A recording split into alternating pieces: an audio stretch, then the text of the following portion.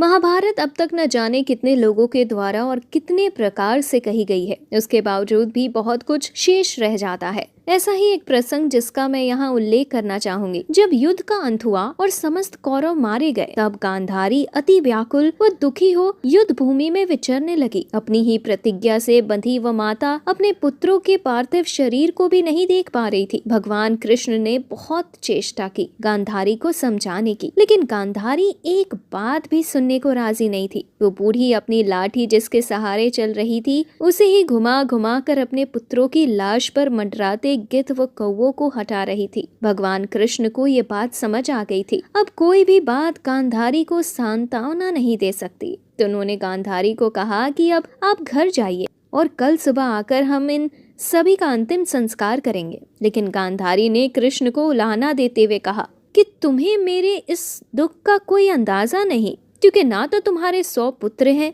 और ना ही उनकी इस तरह मृत्यु हुई है। अंततः कौरवों की माता और राज्य की महारानी उस रात शमशान बने उस युद्ध क्षेत्र में रात व्यतीत करने के लिए आतुर थी। हवा में रुधिर की तेज दुर्गंध थी। श्वान बड़ा भयानक रुदन कर रहे थे। इधर उधर प्रेत व डंकनियां नृत्य कर रही थी। समस्त दिशाओं को मानो काल के गढ़ घेरे खड़े थे। समस्त दिशाओं को मानो काल के गढ़ घेरे खड़े हो। तभी गांधारी को बहुत तेज भूख का एहसास हुआ और उस दुर्गंध भरे वातावरण में एकाएक अंततः कौरवों की माता और राज्य की महारानी उस रात शमशान बने उस युद्ध क्षेत्र में रात व्यतीत करने के लिए आतुर थी। हवा में रुधिर की तेज दुर्गंध थी। श्वान बड़ा भयानक रुदन कर रहे थे।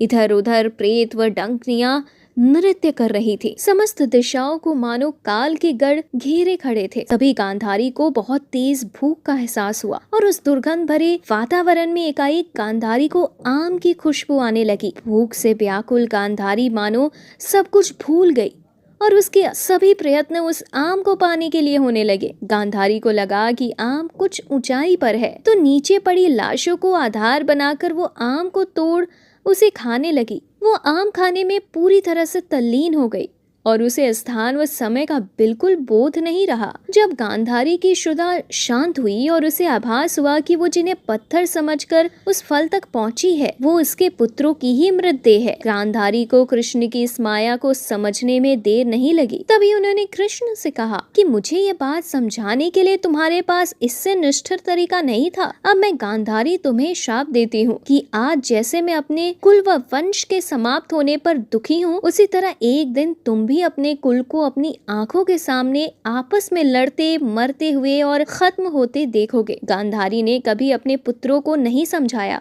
एक माँ होती है जो अपने बच्चों को अच्छे और बुरे में डाल सकती है। हमारी दी गई जानकारी अच्छी लगी हो तो वीडियो को लाइक और चैनल को सब्सक्राइब करना ना भूलें।